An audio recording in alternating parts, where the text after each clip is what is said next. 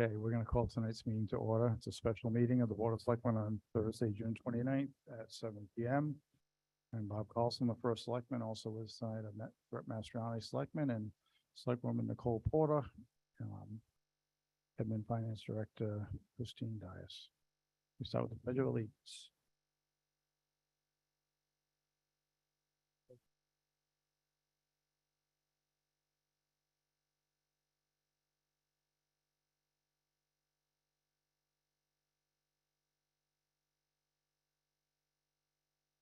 Okay, now is there any public comment on non-agenda items? Bill, would you go to the microphone? Thank you. Microphone's already on. Bill Ricker, 421A Wyasip Road, just inquiring, since we've learned of the resignation of the planning and zoning official, the status of it and what we might have for a replacement. Perfect. So Ariel's last day was today. He left around 11:30. We had a Zoom meeting prior to him leaving. He was working on. I don't know where he's going. We've contacted the COG. They're letting us take Nicole back, who we had before when we were looking for someone to replace Nate. So she'll be back in a temporary position like she was before. And we have Jennifer Lindo, who's our zoning enforcement officer. She's been here for about 4 months now. She's been wonderful. I actually hated to let her know that her last day was June 30th, but I was happy to let her know that I've just extended her. So I didn't really want to lose her because she's done such a great job and helps in a lot of areas, and she likes getting involved. She likes mixing up, and she's not afraid of anyone. So she's perfect. But so she'll stay with us for the foreseeable future. Christine has posted the position everywhere that she was able to. Today, Amanda Kennedy from the COG posted it with the American Planners Association, both in Connecticut and outside of Connecticut. It's a national spot. Stonington just hired someone from Maine, so we figured why not go outside of the state if we can. And she particularly put it on the Rhode Island site also. So it's on Connecticut, Rhode Island, and it's on the university. So we hope to get a new planner as soon as we can, but in the interim, we have Nicole from the COG and we have Jen Lindo as our CEO. Given the salary that Nate left for, and what I understand the interim P&Z left for, is there any consideration if we have had this run of planning and zoning officials to consider the salary? So the first part might have been correct on the Nate part. Second part is not correct. When the new planner took over 6 or 7 weeks ago, he was very happy and actually excited with what we were paying him. When he left, it has nothing to do with money. He felt that he needed more training, and he didn't realize that coming to a town like North Stonington where we don't have a staff, you're a staff of basically one, and everything falls in his lap. I mean, of course, you've got Cheryl, but he doesn't have engineers on staff. He doesn't have assistant planners, and he has to go through every plan himself. Not an issue at all. He was more self-confidence, Bill, and he thinks he'd be better off to be an assistant planner somewhere for a while and learn more before he took over. His thought was, I'll go to North Stonington. It's very small, only 5,000 people. What can be going on there? And he found out there's a lot going on. So I'm happy to say that that was not the reason. So, but thank you. Any other comments? Brian?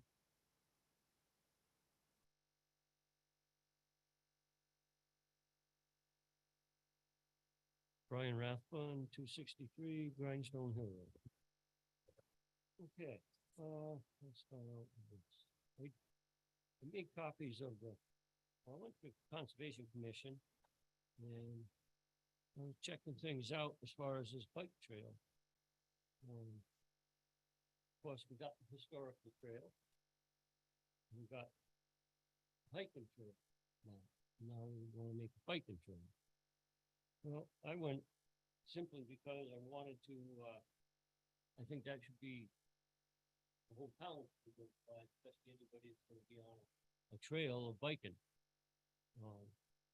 One of the things they have on here is called the Enduro Trail. I think I gave you some maps there to show you what I'm talking about here.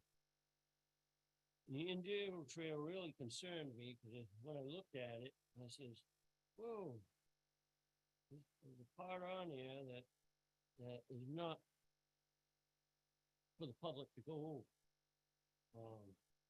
So to make sure I was right, I went up to the state today and talked to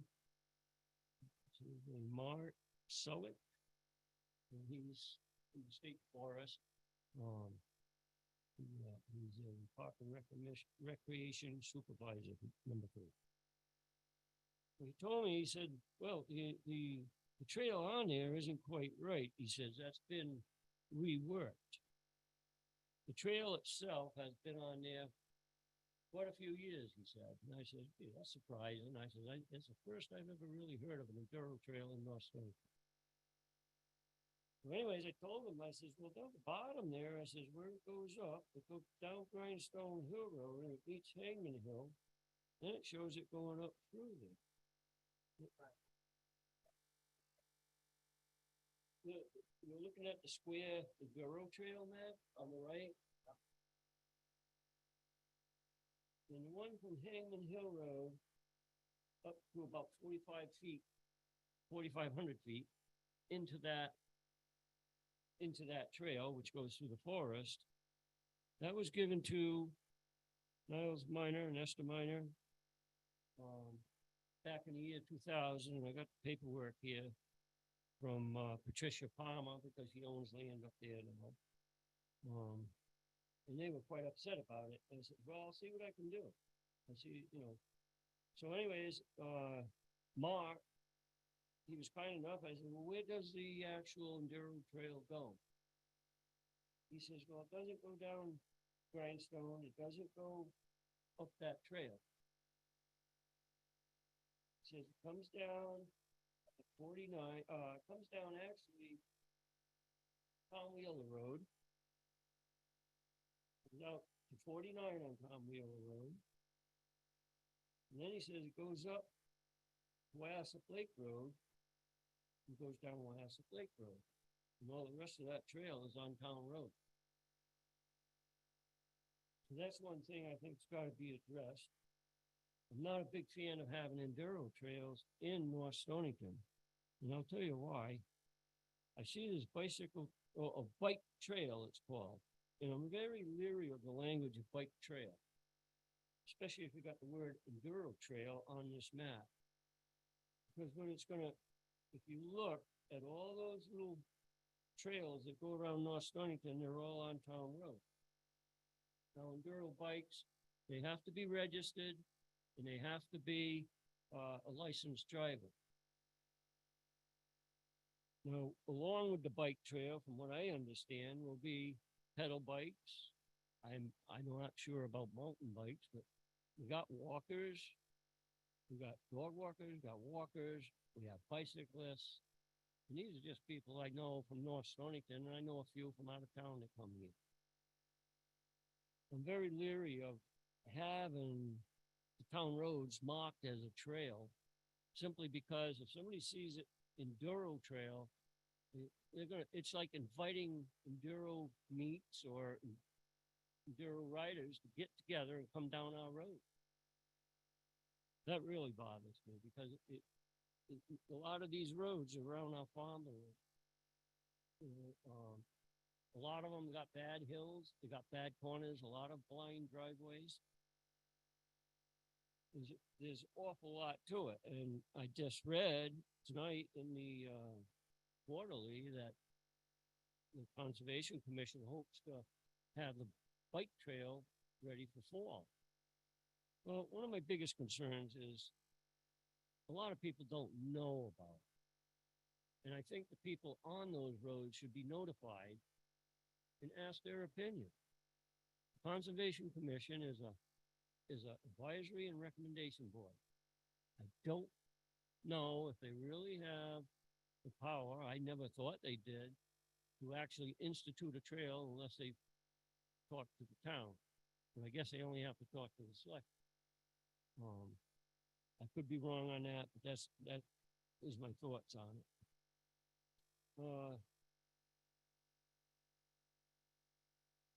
And when I asked Mark about, and I think Bill confirmed it at that meeting I went to, it was, let's see. Just maybe I'm sorry.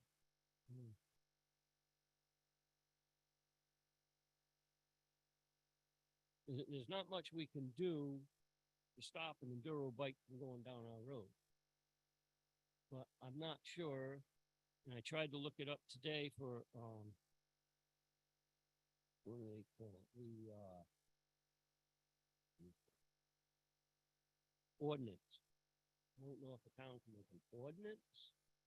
The only thing I read, the town can make an ordinance as far as noise. Those bikes, when I looked them up, they can go up to 90 decibel, and some of them are louder. So I'd like to see all that research. You know, I can help you with the research if you need to. But I don't really want to see this map put out in the fall and put everybody. I'm looking at this map, and there's a pink one that goes Wyasip Road, Chester Main Road, down Hangman, over Grindstone, and then back up Pendleton Hill Road, back to where it goes. Now, I can just imagine if Jonathan Edwards Winery is having a nice weekend and people are up there just relaxing, and all of a sudden you got these motorcycles coming by. I think we've got enough congestion on our town roads as far as just the walkers and everything. The walkers and the bicyclists, not all of them follow the rules, and I'm sure some of you have seen it too. They just go right through the stop signs. They're supposed to follow the laws of the cars. The only way we got to enforce that is we call the state police. And by the time you call them and they get there, the motorcyclist or the bicyclist or whatever are going. I don't know how many I've run into going over Chester, Maine, and they're spread right across that road. I had 4 of them enduro bikes go by my house 2 nights ago, and they were loud, very, very loud. And they are allowed to go through the state forest, which I requested that they put some gates up on that forest in back of me, because there's some beautiful animals up there, and they made houses for years. And I'm really scared, because if these bikes start going through there, and they have permission to do that in our town, our animals are gonna go. I've seen it before. Bri, can I ask a question? Yep. So because of my lack of education, I needed to look up enduro.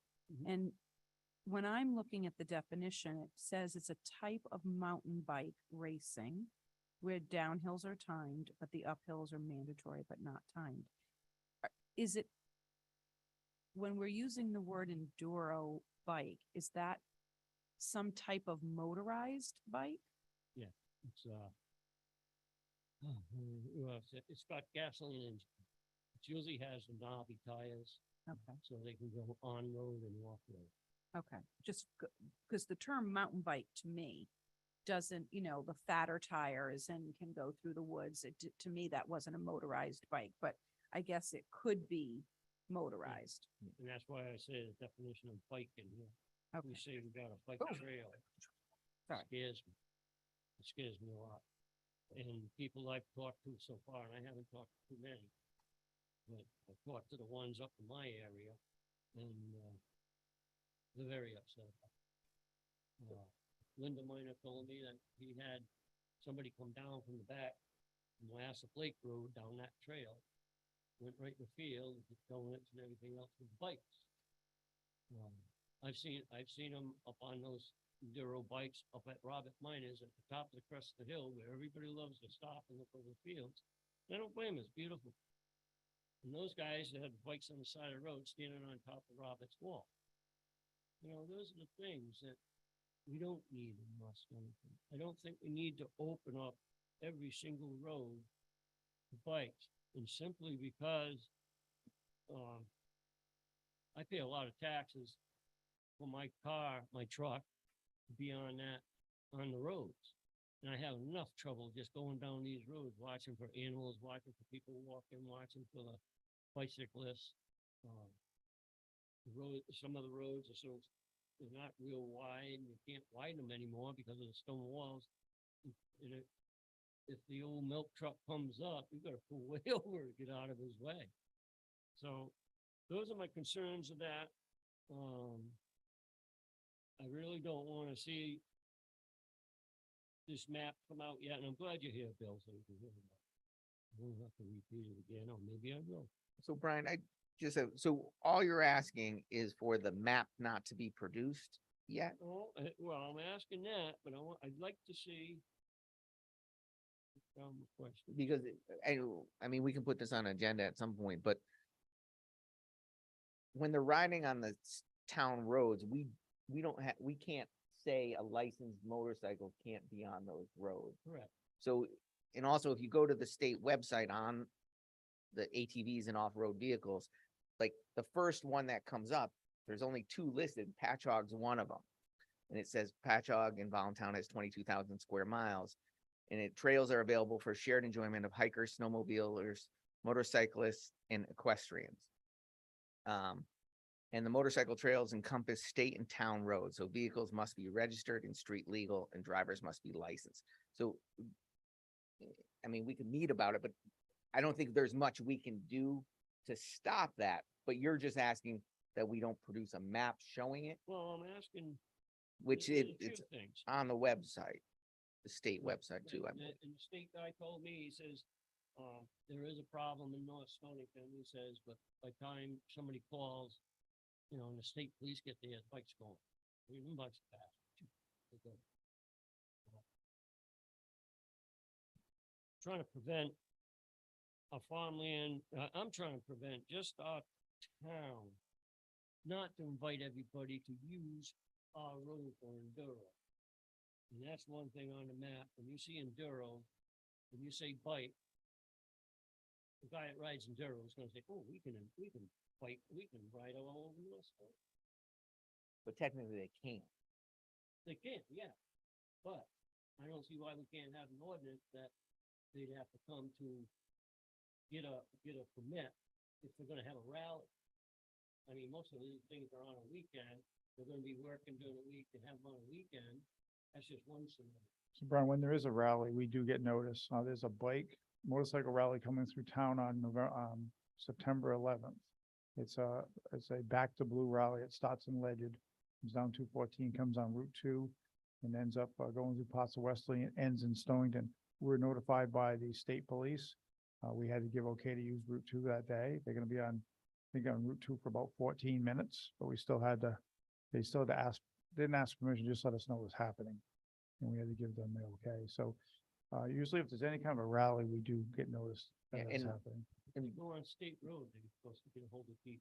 Well, yeah, so it says right in here, due to environmental impacts and trail maintenance issues, enduros and other organized activities must be approved by Department of Energy Environmental Protection State Parks Division.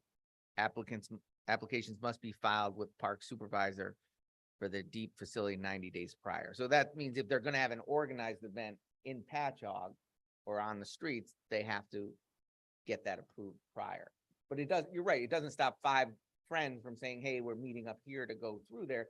But I guess now you're borderline, so when the 5 classic car guys decide to drive through town, do you want us to limit that too? Enduro. You gotta get more control of these enduro. They're allowed. I don't know if you've ever heard them go by your house. No, I Your understand. road's on here too. They're all on here, and I think people that are on these roads ought to be notified, get their opinion of them before we put out any type of map. But I've had motorcycles come by my house.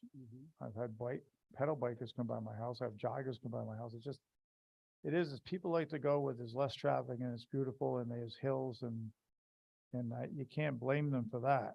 But if it's as far as the Enduro bike, if it's registered and it has a license plate, I don't know how we would stop them from coming through our town. It's just, Well, I don't think we should encourage. It's the this map, so we, encourages- since it's a special meeting, we probably should put this on the agenda at a future date. yeah, well, that's why I think, is this what he's bringing up in items not on the agenda, correct? So, yeah, we can do that. We'll have, what if we have further discussion on this? We'll put it on as an agenda item coming up, sometime in the next couple of meetings. How would that be? The rules, I have rules for the bike. Some, I don't know how we'd enforce them. But you're gonna have rules, not only in Durham, but the people on the regular bicycle, they look at, when I come up, they're supposed to pull over, they're supposed to ride, I was taught anyway, single file or stop. We took a picture of one on Ryder Road one time, all the way over Ryder Road, and they're waving us by. There's nowhere on Ryder Road you can really pass those people. Yeah, I don't think that's the law anymore, unfortunately, Brian, that they have to pull over and stop or go on the right. I think they have to follow the same, they have to follow the same traffic rules usually, but I don't think they have to do anything Whether we get, differently. I don't know if it's possible that they have to buy a shirt so we can see something. So, It's gonna be a big problem with just putting this map out there. Just, And what benefit is it really for the town of North Dakota? so Just- Brian, and if, I'm sorry, Brett. I just wonder, Bill, is this ongoing map production or is there a new run of maps coming out there? Okay,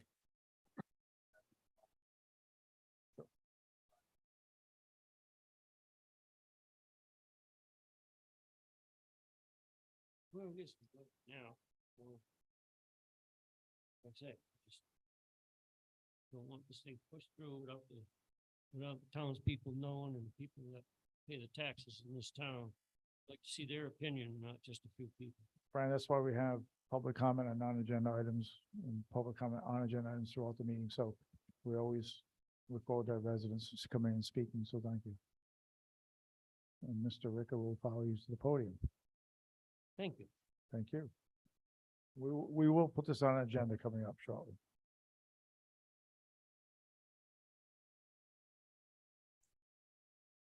Bill Ricker, 421A Wyasip Road, Chairman of the Conservation Commission. Brian did attend our last Conservation Commission meeting, and he was again informed that the Enduro trails are not under our control. The purpose of them being on the draft map, which we have kept the selectmen informed of our plan to have a bike trail map from the get-go. The reason it is there is an attempt to identify for those motorized bicyclists that there are specific trails approved by the state that they can go on. What you don't have, I think you do have on the back side of that, rules for the bicyclists, and some additional rules which were read by Brett from the website, that they must be licensed and et cetera. So our attempt is to provide trails that bicyclists who are all over our town roads can see where the loops are, what the elevations are, what the time is, and it's a benefit to the bicyclists. We have no control over the Enduro trail. Brian, if there is information that you have received today that designates the Enduro trail different than the draft which is in front of the selectmen, please let me know, because we also received information that that was the trail, or else we wouldn't have put it on. So we'll be happy to correct it if the state says there's a modification that's necessary. So, Bill, if I get this right, you're not creating a trail, you're identifying a trail. That's correct.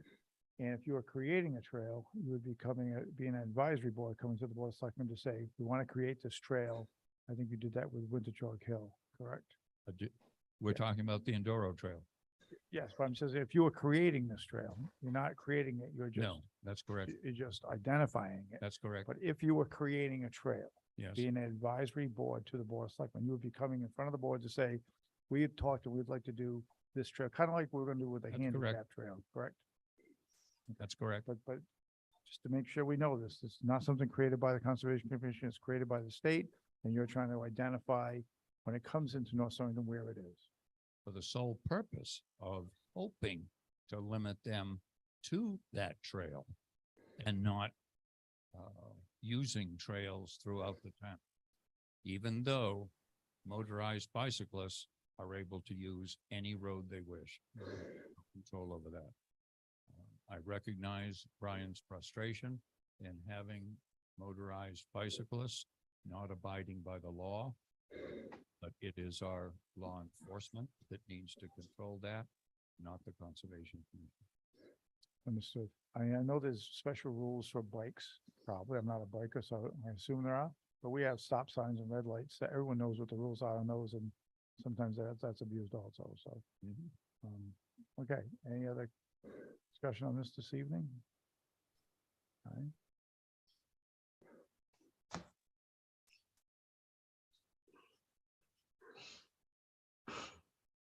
Again, as far as if you put on a map and showing like the green one, the pink one, the yellow one, if you're showing all them on this map, you're creating bicycle trails. But it, like I said before, it says bike. So yes, enduro bikes can ride on there, but I'm strongly advocating that we should not, North Stonington should not advocate enduro trail. The place over in Rhode Island, based to wherever they want it. I believe there's another one. What somebody said it's on the other side. Not familiar with all of that. But if I understand Mr. Ricker correctly, that they didn't come to the Conservation Commission and say, create a trail in North Stonington. They pretty much came and said, this is the trail in North Stonington. But I'm not sure that we have an option to say, no, they can't have that advertised as a trail. We can talk about, we can add it as a true agenda item and discuss it further, but I'm not sure we have that right. Connecticut statute out there. There is a statute that we do have a little bit control, not much, and it's mostly if the bike, if they feel the safety of the people, if they feel the nuisance, if they feel the noise, going by farms, what's it gonna do to the animal? You know, I think that's all gotta be looked into, and maybe we can create an ordinance. And it won't bypass, it has to go through DEEP, like, be approved by DEEP, and they could even help us probably. I mean, I could call this fellow again. I think we need to be careful about creating any kind of a noise ordinance because you're talking about the noise and just your example of harming, or frightening the animals. We have farm tractors that are going up and down our roads as well. And we are very patient and we wait behind them and we wait when it's safe to turn. I'm going to respectfully disagree about the noise ordinance because I think that opens things up to things in our town that we wouldn't want to be in that. I think we do have a noise ordinance. No, we don't. No, Yes. I know it was talked about. But, farm tractor is one thing, you're not gonna have 100 of them. I'm telling you, I've heard these things so far. Sometimes I think they do it up on my property because, just in spite of me, but that's fine. So I think you say you've heard them go by and this trail isn't even up and running, right? So we already live with this. So it's not, I think what Bill's saying is he's trying to keep it on these specific trails. So this, Well, they're not, it's on almost every road. And like I say, I've seen these people. I talked about coming through the woods. I think, unfortunately, Brian, I think there's, one of the biggest things we've lost over the last 20, 25 years is respect. Respect for our neighbors, respect for authority, respect for teachers, respect for parents. And it's the thing that's find most lacking, and I deal with it almost every day with neighbors that aren't getting along with each other and people that don't respect. I'm sure they see an increase in the school system over the years, you know, the difference when we all went to school versus today. So I understand what you're saying. It's a little bit different world that doesn't justify it. We can always try to correct things. But let us take this under advisement for this evening and have a discussion on it at a later date. The only other thing I'd have to say is I don't know. As far as I'm concerned, the Conservation Commission does not have authority to put those trails out there without contacting at least the legislative body or the select. But remember, Brian, they didn't put them out there. They were just told that they exist. They didn't create them. They were just Created, told right? that they already exist. So that's the state that we would have to fight that, I think. Yeah, that was some, but I'm just saying that before this map ever goes up, and I'm very against putting zero on there, that's like a blatant. If you don't tell them, then they have to check it out and they can check it. But for us to put that on, it's a very dangerous thing. Thank you. Any other public comment on non-agenda items? None on lines, Christine?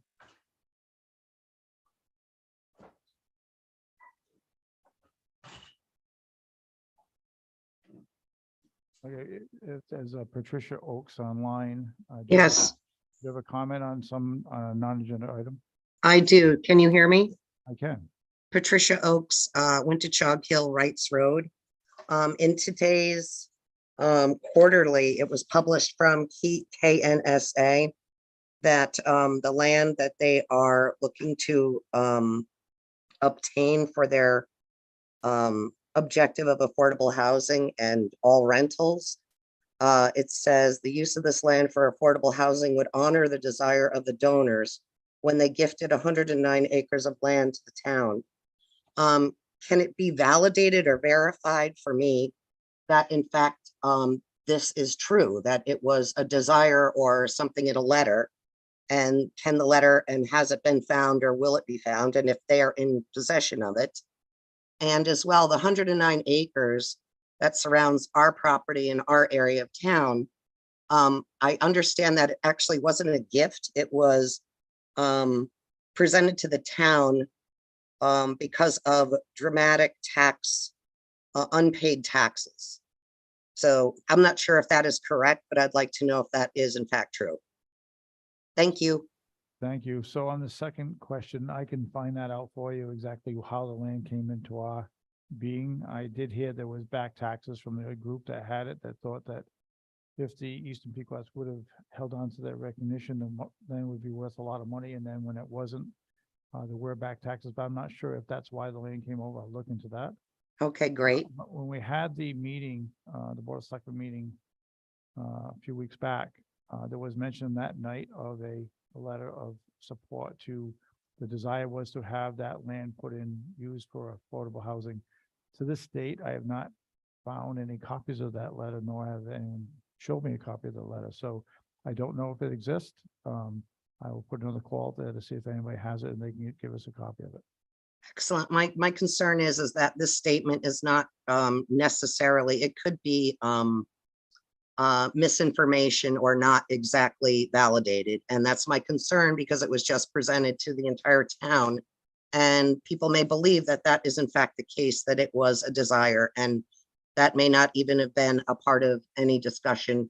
It was just, let's be relieved of the taxes due. Thank you. You're welcome. What we will do is if we don't get a copy of that letter, or if there's no proof of that letter, then next time we discuss that subject at one of our future meetings, we can note that we asked and the letter was never presented. Yeah, and I also think that there should be, you know, a validation or a correction by NSSA in their next quarterly, that statement is, you know, either removed or just not validated. Understood. I'll talk to the editors of the quarterly and, say that was a recommendation of the Board of Selectmen. Thank you kindly. You're welcome. Okay, any other comments? Okay, let's move on. Any comments by the selectmen? tonight? Okay. In effort to keep this as a shorter meeting, I will not have any comments by the first selectman either, because I don't want you to pass out on me. Is that woman here? I thought we had the air fixed. Okay. Next, number 6, Lake of Isles Conservation Easement. You might have heard me discussing with Mr. Ricker. So Rob Avina has a copy, finally, we've waited quite a while for it, from the Mashantucket Pequots of what they would like to see happen. You can imagine that what their requests are and what the conservation requests are might not be the same. The attorney is looking at both copies now. He's hoping to attend our July 11th meeting. We'll put it on the agenda. And you'll have copies prior to that, as well as the Conservation Commission will. And I'd like to have a presentation by both Conservation and by the Mashantucket Pequots on what they hope to do. And then Attorney Avina will also say that he will tell us what he recommends. The Board of Selectmen have the ability to not do what any of those, or maybe a combination of all three, but we can make our own decision, but they're just going to have recommendations by, again, by the tribe, the commission, and by the attorney. And we'll do that on July 11th. Okay. Any questions on that? Okay. Bob, I Yeah. actually do now that Go ahead. So I do think it's interesting that we're gonna get a recommendation from our attorney to us directly and one from our Conservation Commission directly.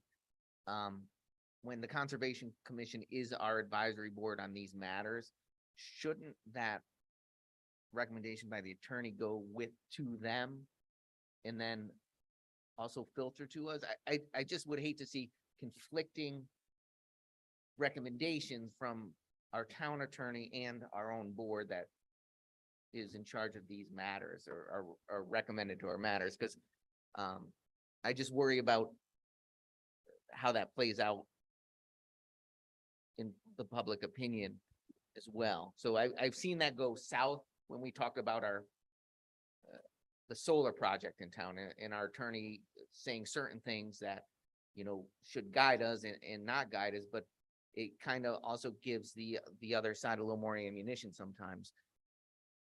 So I think the Conservation Commission had asked for our lawyer's statement on it, but hadn't gotten it. So I think that's when you drew up your own. So I'm wondering if on July 11th, when we have all three come, I would assume that after hearing the legal recommendations that the Conservation Commission may go back, although maybe I did read in your report or your recommendations that they were, that it really didn't matter what the lawyer had said, did I read that incorrectly? You have a copy of it in your folder. Yeah, sorry. I just think, I don't know if you, Bill, maybe plan after July 11th, when it's presented by the lawyer, if possibly the Conservation Commission would absorb that, go back, and then potentially make different recommendations. The, Go ahead. the one opinion that we were hoping to receive from our town attorney was that which was identified in the meeting with both of their lawyers, Mr. Whipple, Bob Carlson, and I, where it was identified that within a parentheses, it said that they could address forest husbandry, which was not a term that the foresters recognized. That was an animal term, not a tree term. That's the one thing that we were asking the opinion on. And other than that, the recommendations that we made are clear and within the purview of supporting our town, which we represent. Okay. Did that help you? Yes, thank you. Thank you, Bill. Any other comment on this at this point? I'll make So it's sure on that, the agenda for July 11th? yes, and I'll make sure that, the selectmen, the Conservation Commission, have all the opinions well prior to that meeting. We'll have them look at. We won't be seeing them for the first time that evening.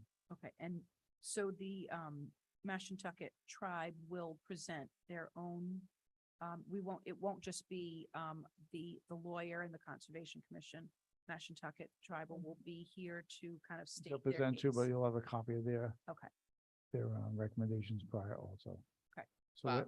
that, So is this considered litigation we're in technically? no, no, it's not. Because there's a no, it's not. violation, we have our attorney involved, they have their attorney involved. I wonder why we don't meet with our attorney and able to ask our attorney questions without the other attorney there. It seems, and I said this during the last time, I find it very odd that there's no client attorney privilege, which we're allowed to statutorily have, where we can't get the best case from our attorney of what we're looking to do, or in the, basically also what the Conservation Commission has asked, without the presence of their attorney and any information going directly to them first.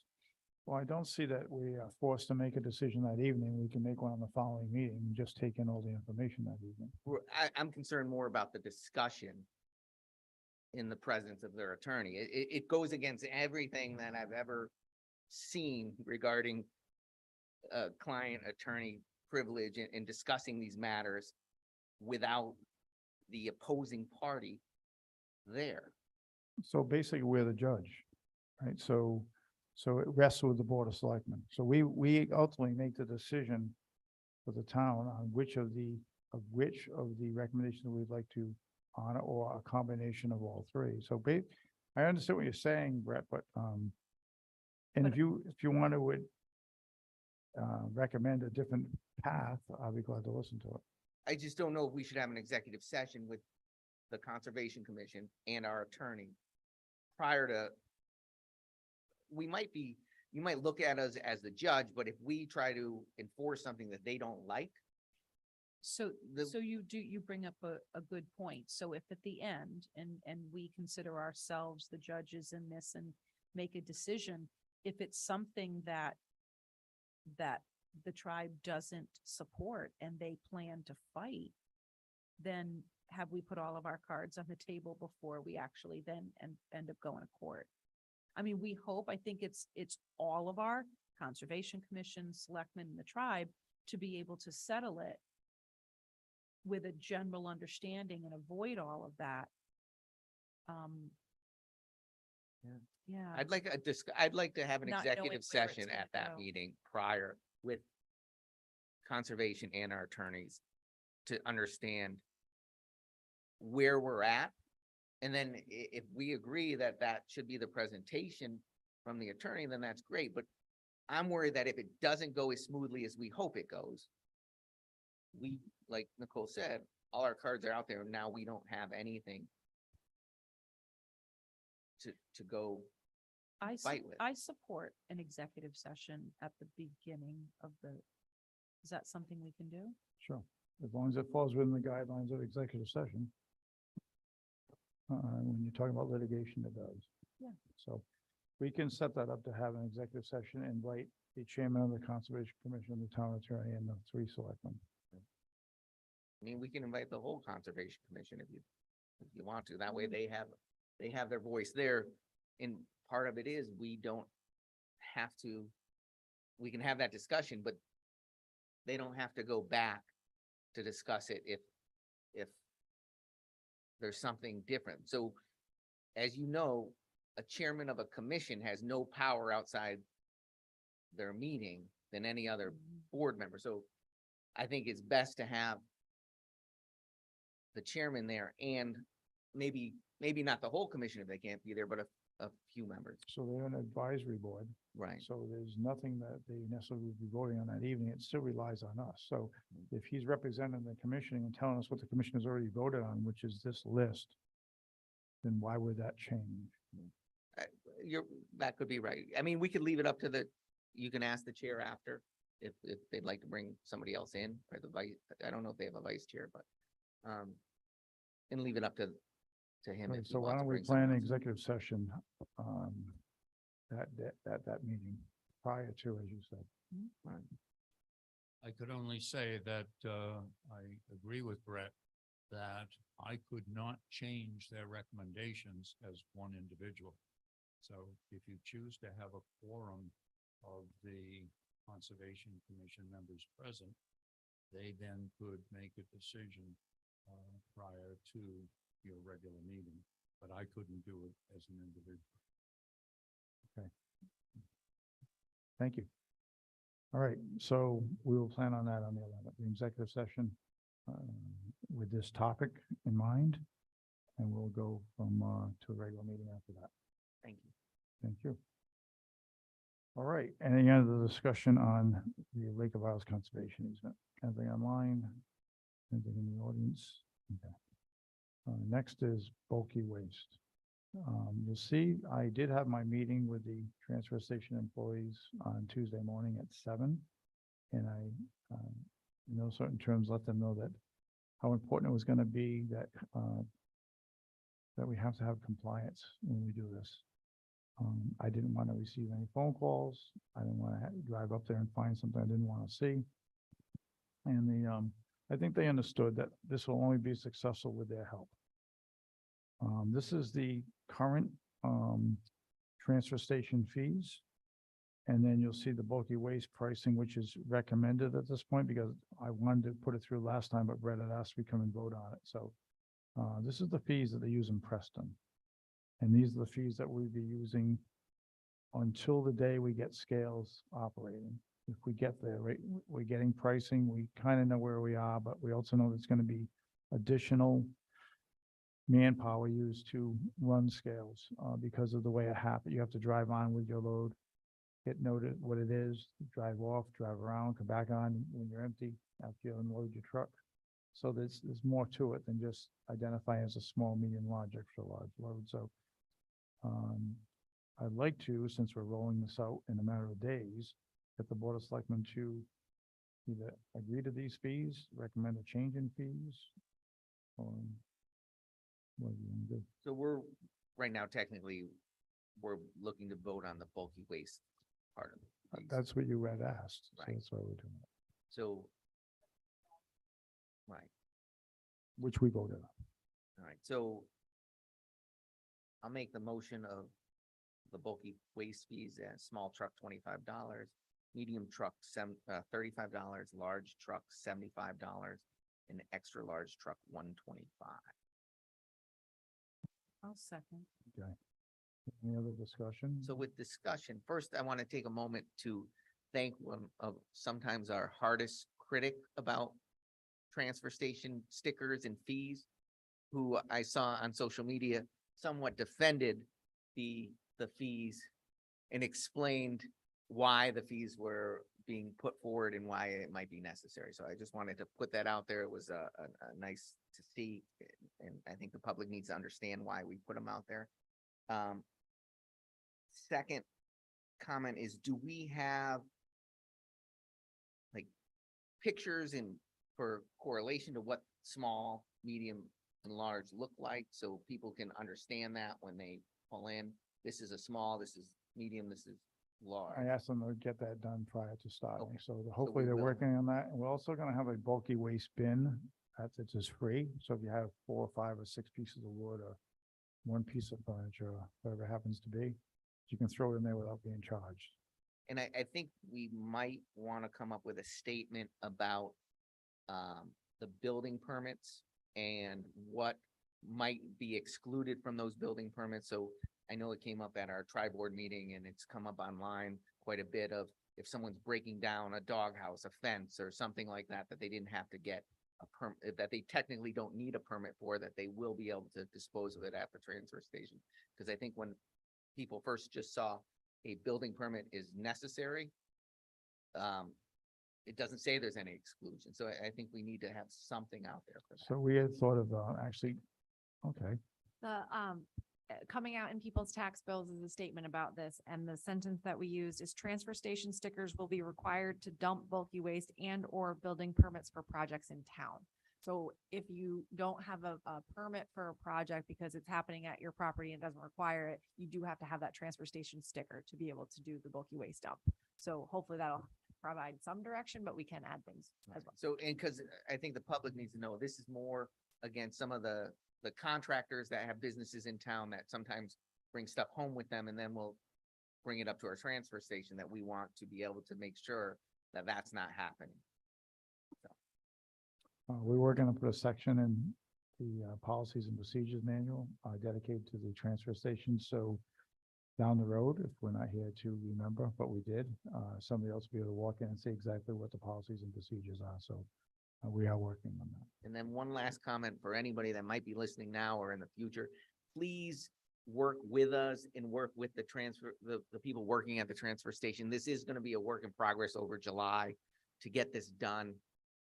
And I know sometimes it can get a little difficult up there when new policies go into effect, but please respect that they are working and they're doing their job to enforce this policy. Whether you've been moved to town last week or you were born here and raised here your whole life, I think you have to treat people with respect that are working for the town and just following the rules. I just ask that the public can do that for us. Thank you. Thank you, Brett. I just had a quick, I don't know why in my head, I thought that the bulky waste pricing was 25, 50, 75, 125. I just want to clarify that was always 35 for Yes. the medium. Okay. And that's exactly what our neighboring town Preston is. Okay. Yep. Okay, And then before we move off of this, can we please just review when we're all, did we finalize that when we're all actually at the dump we selling finalized stickers? the 3 Saturdays. We didn't finalize who's going to be there. Okay, and the 3 Saturdays are the 8th, the 15th, and the 22nd. Yes. All right. So I can be there all but the 22nd. Yeah, can't. so I can't either. I can be to the 8th and the 15th, but I'm out of town on the 22nd. I can be there all 3, so. I plan on being in all 3, and who knows, maybe I'll get somebody from the transfer station to help me out on the 22nd. I might be able to come for a few hours in the 22nd, but I know I have something. And what are Whatever. what hours are we doing? 9 to 12. Putting it in my social calendar. I'm sure you'll be social. What time did you just say? 9 to 12. Sorry. Thank you.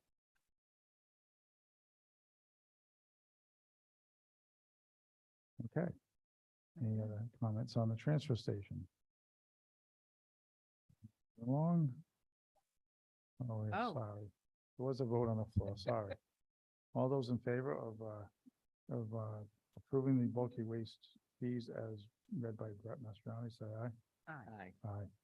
2-0. Thank you. Okay, policies and procedures manual, we have that. We wanted to approve it prior to the end of the year. Hopefully we'll be able to, but I think we went through this, but I know there was some questions, so please, if you have a question, let's talk about it now so we can get this either approved or not approved before the end of the month. The only issue that I have with it is the end of year fiscal year. And I know was, what's that? Okay. Page 26. And it is section 4A3. Credit card charges must be processed by this date to be part of the last statement of fiscal year. I would like to change that date to the 30th. That fits in with the calendar, fits into what the policy was in 2019, and fits into what 2 accountants, certified accountants that I talked to stated is how it's supposed to work, is when the process is encumbered and when that card is swiped. It's not even when it posts to the credit card statement. It's when it's swiped and when that receipt prints out. So I would just say, and I know that you said, well, this just makes it easier for our employees, but you have to remember, we are a small town with a small group of employees, a small staff. We have one person that handles, 90% of the accounting in town. And it probably does make her job a little easier by going to the 23rd.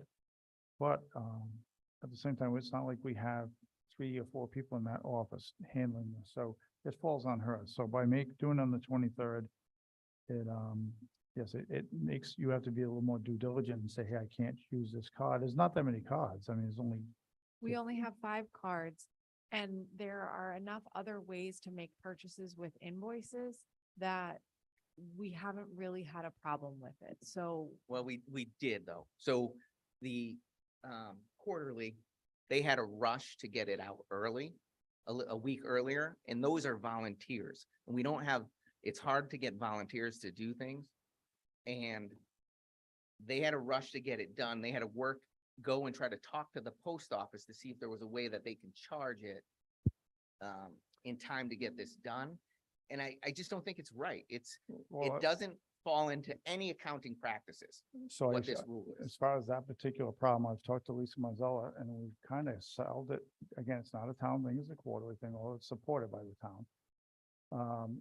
She's thinking, and it makes sense, to go to the next quarterly 4 months from now instead of 3. And by doing that, by pushing everything back 1 month, that never happens again. Right, but I'm just saying that's one example, but the funds are there to be able to be spent by that date. We're making an arbitrary date based on when our credit card statement comes out now. Credit card statements could change. My American Express card changed by 10 days once. And then what are we gonna go change this policy? And if it's the 15th that our statement's done, that's when the last time we could charge it. It doesn't follow any real principles. So I really have a problem with it. And if Okay, you guys don't want to, that's fine, but I will be a no on this without a change. again, I just want to state that, again, we're in a small staff and there's a lot of overlap in jobs. If our accounting generalist is behind, our director of finance and administration jumps in. If somebody else is behind, I'll jump in. I mean, stuffing envelopes, you get something out in time, I'm over there helping stuff envelopes. It's all hands on deck in our town. If this is one thing that makes it a little bit easier and there's only 5 credit cards to speak of, then it's really not, and the quarterly doesn't have a credit card. They used one of our credit cards, correct? they use mine. Yeah. So we can kind of monitor it, with only being 5 of us. I typically don't use my credit card for much at all. I'd like to get this approved only because the year ends tomorrow and this is a living document that we can change at any time. So if it's November and you say, thinking back about this document, we'd like to change a few things, we can. It's just because we approve it tonight and it goes into effect before the end of the year. And no one's going to buy anything on their credit card tomorrow because tomorrow's the last Oh, day. I understand it, but I'm not in favor of approving something that I know should be changed or doesn't follow any real. But that's in your opinion, right? So I don't agree with that. Right, so you're saying that Oh, no. that we should move it forward and we can always change it at any time. So Can I why- ask can I ask a, kind of a, logistical question? So if somebody had a credit card and they actually purchased something, swipe the card on June 30th, is that going to be processed in time to be reflected in that prior fiscal year? It doesn't post. I know Brett spoke to people, but from our auditors and from our processes, if it's not posted by the 30th, it's not in the fiscal year.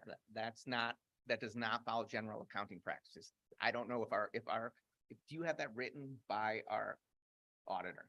I do not have anything Okay, like that. if with you me want to right now. get that, then I think we can administer that, but general accounting practices does not state that at all. It's actually when it's processed through the credit card receipt is signed. I will- That's when the expenditure happened. I will That's also when we tell you encumbered from it. my prior experience at other businesses, that was not how it was handled. So I'm going with my experience and what we've been told. But also, if we are following and changing it to June 30th, and the statement date is the 23rd, anything that happens from the 24th to the 30th has to be accrued.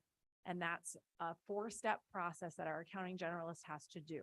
So yes, it is making more work for the one person that we have that's handling this area.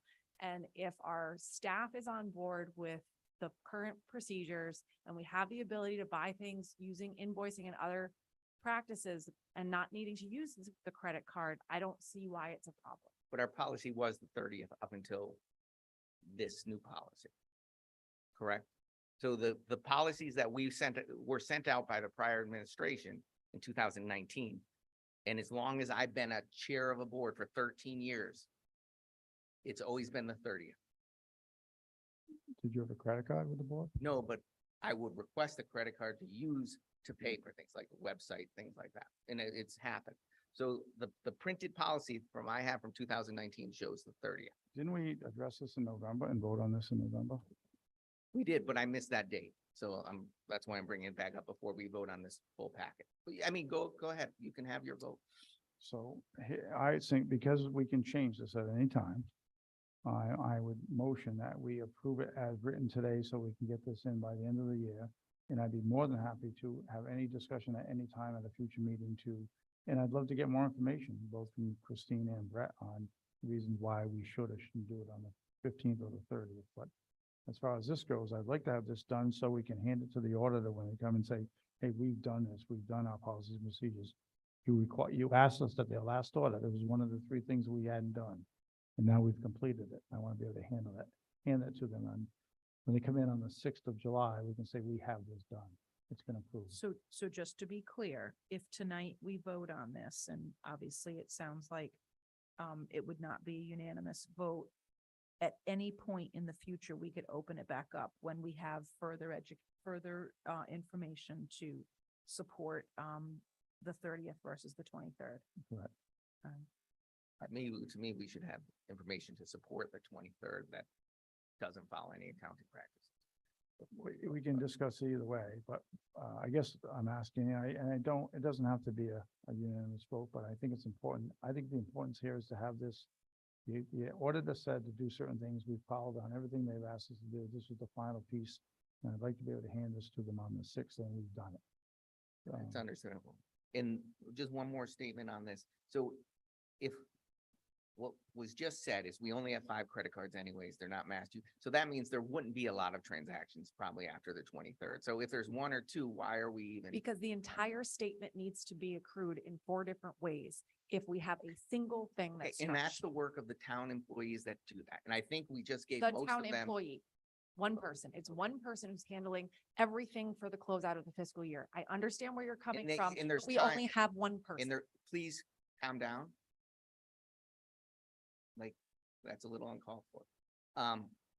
Remember, there's a closeout period, so it's not like she has to do with that employee has to do it that day, but that's fine.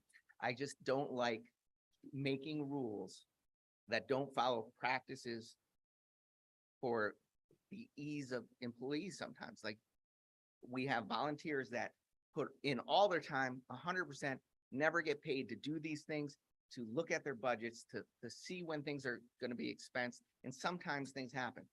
Maybe it's easy enough to put in, if needs to be an exception, the first selectman can sign off on it. But to say it has to be done by the 23rd, or you can't use that credit card or get that service out, or make 2 volunteers move up a whole deadline of producing a printed document and editing it and getting it to printing it out, delivering it to the post office, move it up a whole week to meet the credit card deadline, to me is silly, but We've It's fine. solved that problem. Already. The quarterly that's been solved, so that won't happen again.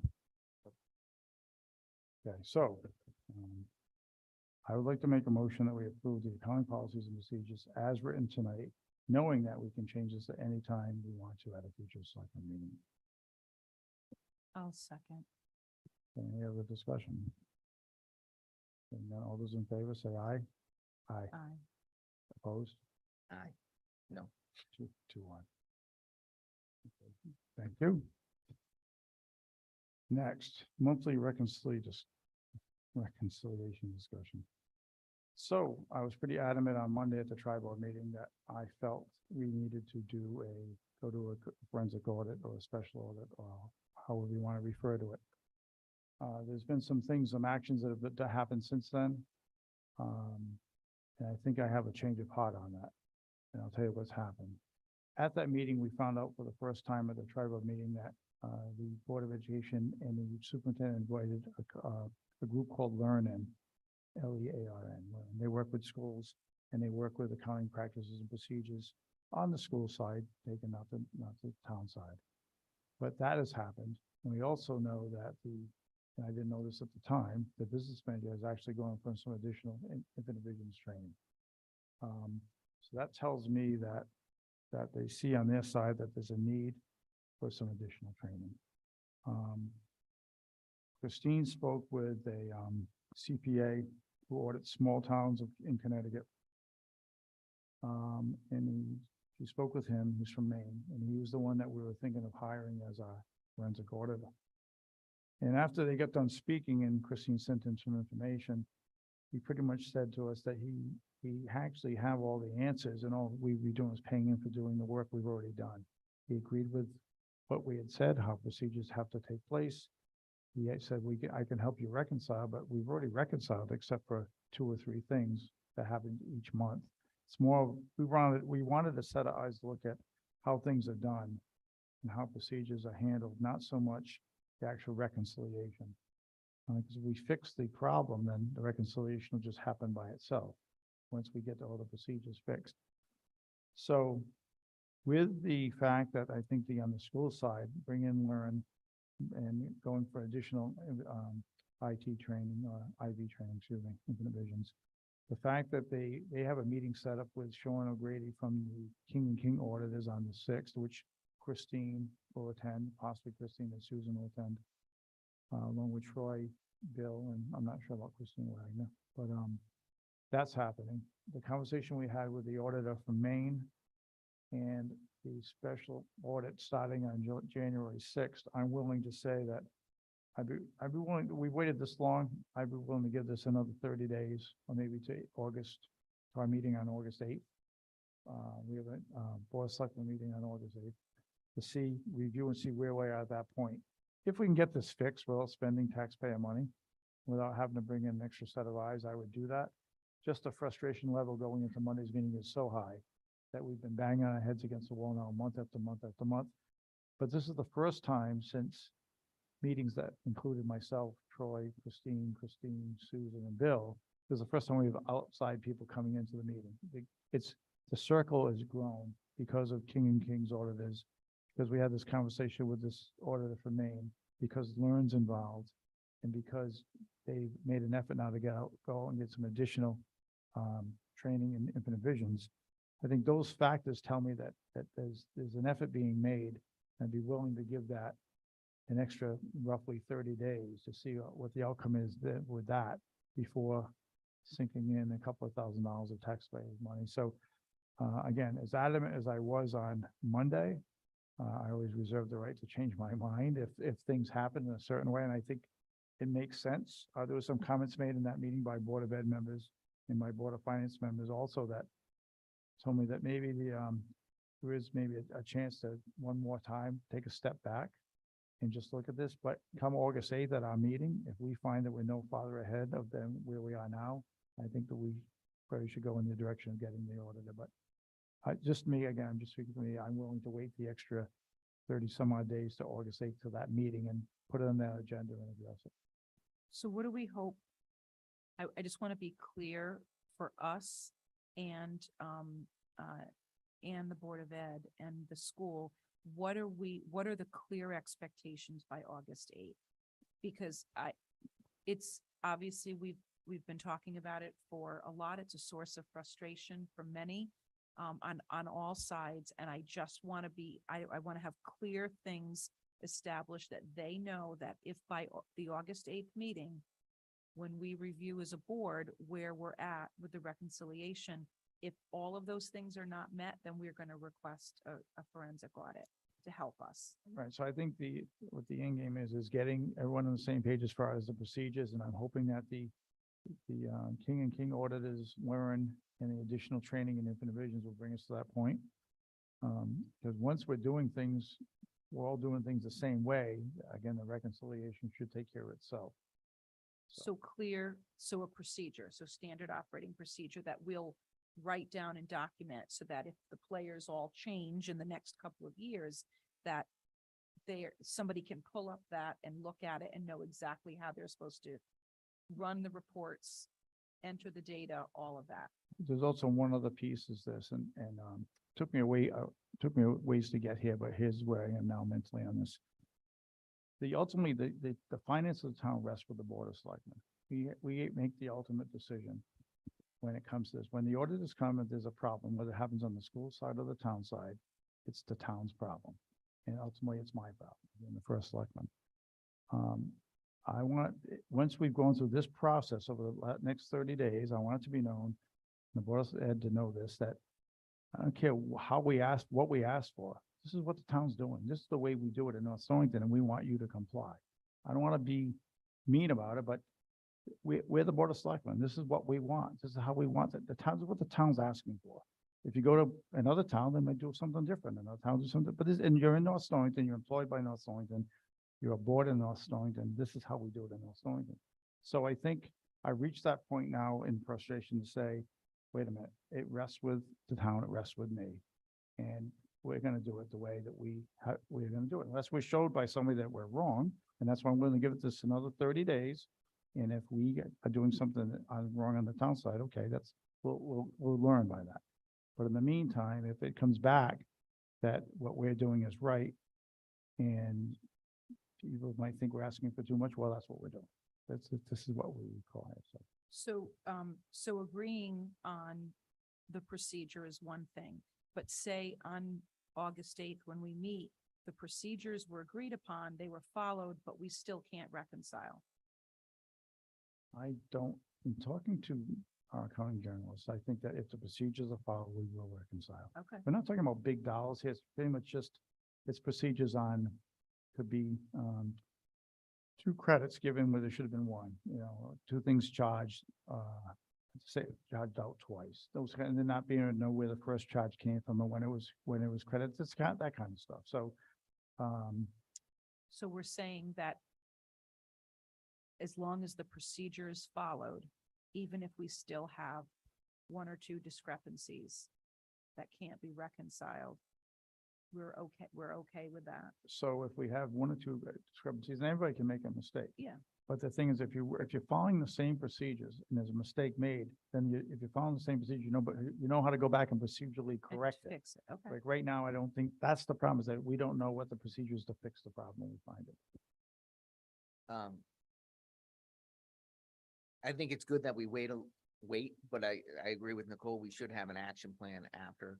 So you guys are meeting on the 6th, right? Christine, are you Yeah. meeting? I'm not in that meeting. Right, so on the 6th, we should have some guidance at least about this as, I haven't Month. actually spoken to Sean O'Grady. I'm speaking with him tomorrow, so I don't know the overall direction of that meeting. I know that Bill has been in touch with him, but I need to actually hear what Sean says we're meeting about. so if you do meet, you can ask these questions potentially and come up with a recommendation based on what they say at that meeting too. We meet on July 11th, so. You might have more information. We might have more information by then. Right, correct. but I do agree. I don't think we should go any further than another 30 days. It's been, what, 10 months already that we've been talking about this, so another month isn't gonna kill us, but after that, I think we need to do something. And if this is the process, then I think we add that to our policy, and the Board of Ed adds it to their policy as well of how that monthly Yeah. reconciliation happens, and it's written in both our financial policies. That's 100% agree with that. Okay, any other discussion on this topic? Okay, hearing none. Tax refunds. I will make a motion for tax refunds in the amount of $813.94. Going to Stephen Brewster for $82.06. Zachary and Courtney Young for $731.88. Second. Okay, we have a motion. Any discussion? None. All those in favor say aye. Aye. Aye. Thank you. Old business, I sent you a copy of the letter I sent to the owner of, and I sent it to our town attorney. that's where I stand. The job is done as far as I'm concerned. Now it's a matter of the last invoice. I think I explained myself fairly well in that letter where we stood, so, Because he didn't clearly. Were his words, are we taking his words in his, communication to mean that there would be additional over and above what had already been quoted? yes, Okay. And have we heard back from him no. after your letter? I have not heard back since that letter, so, and I sent it to you the same day I sent it to him, so it's Okay. only been a couple of days. Yeah. But in the past, as you can see, as I did the email trail, of when I kept saying, starting on March 13th, I think it was, can I get a copy? Because I need the selectmen to look at it. I wanted to bring it to you guys so we could say either we approve it or not. It was 90 days later. Yeah. And we still haven't got it, so. I talking to the town attorney, we have a good standing here of we're in the right on this, so, and the job's done.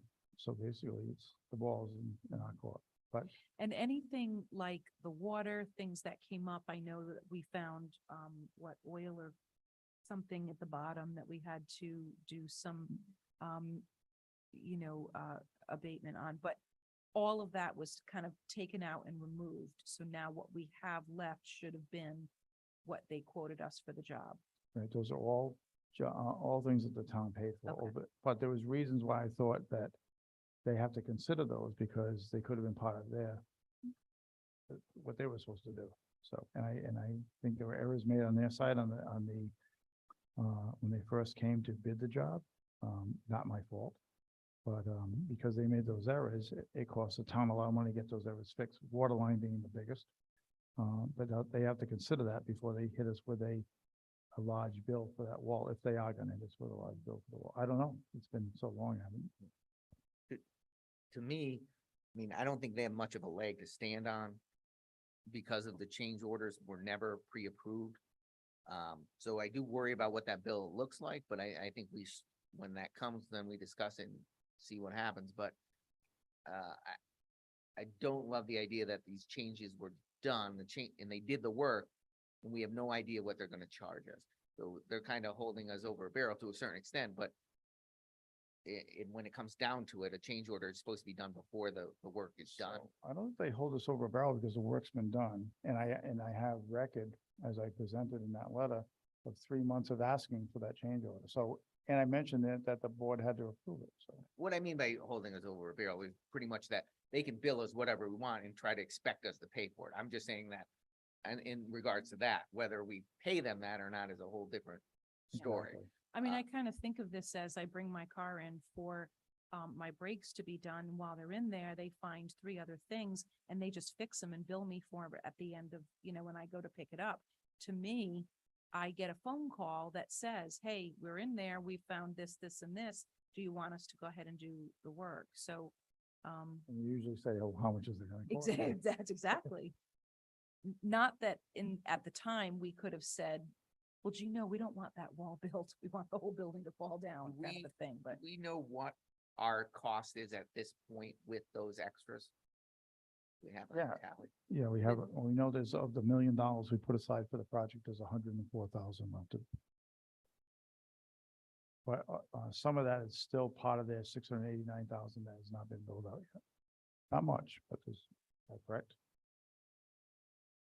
But there should be no more payroll coming in because they're not there anymore. We haven't done the retention. We haven't done the retention release. That's the only thing that they haven't built out. Okay. And that was that 10%? I feel it was less than, Okay. I want to say it was like 5%. All right, well, we will see. when he Yeah, there's no voting to responds. be done. That's just one of those, so it took a long time Christine will tell you how long it took me to write that letter because one, I kept getting interrupted, but you want to say things a certain way and I want to back up Yeah, what I have to say, absolutely. so. I mean, for the most part, the job went very well and it's done and Yes, I think that if I had to say the one thing I was a little disappointed in is the quality of topsoil that they used. our field of weeds. Okay, nothing else on that. Vacancies and appointments. So obviously we already talked about the vacancy with the planner, so we know about that. there's one appointment, I think you have it in your packet. There was an applicant that wants to be on the Affordable Housing Committee, Jason Minor. You probably all know Jason, he's been around town for a while, his mom and dad have been around town, he's active in the Grange. He works with, Cheryl Haas at Red Onion, who's also on affordable housing. I think she probably talked him into being on it, so. He's young, it's always good to get young people on a board. So, I would make a motion that we appoint Jason Minor to the Affordable Housing Committee. I'll second that. Nice to see, the young kids getting involved. Any further discussion? Yeah, the only discussion I have is that, I mean, I know Jason Minor, but a few meetings ago, we asked that anybody that we're appointing to an appointed board come to the meeting to meet us before we appoint them. And I would have asked, but we just got this in. What day did this come in? Tuesday. Right. No, I get it, but the last one we appointed, we didn't get to let them know, or they couldn't make it because it was short notice. So since we talked about that and said we were gonna start doing that, every appointment we've made since then, there was a reason that they couldn't come. So Well, I think that one. I'd like to like really start doing that at some point. So we know we could do it. So we could have put this on the next agenda. We could have put it on July 11th. But I also knew that we all kind of knew Jason Minor. And it was only 2 days notice, but Affordable housing doesn't meet again until July 31st, so if you put it off till the 11th, we'll have plenty of time to be sworn in. I mean, I know, I don't mind it. I just don't want it to be, because once we say we're gonna do it, and then we always say, well, this time it's not, so can we say going forward for the next one, if they can't make it to that next meeting, then we push it to the one after that, after this. promise you. All right. But don't forget to remind me. Okay, And so I saw Bill's face. I just want to say, it's not for people that have already been on the boards. It's for new people that haven't been on. So a reappointment to me is different than a new appointment. of what? It was a wish and an ask. I don't know if it's a new procedure. To be that formal, I think that as we were appointing, it was great to meet them, to understand why, rather than just reading a few words on a piece of paper. I think it's something that moving forward, we want to try and have happen. And since we are the appointing board, so Yeah. Yeah.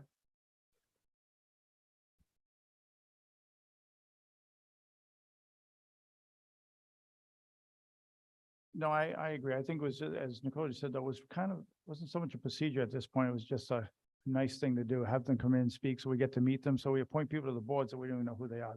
This person we happen to know.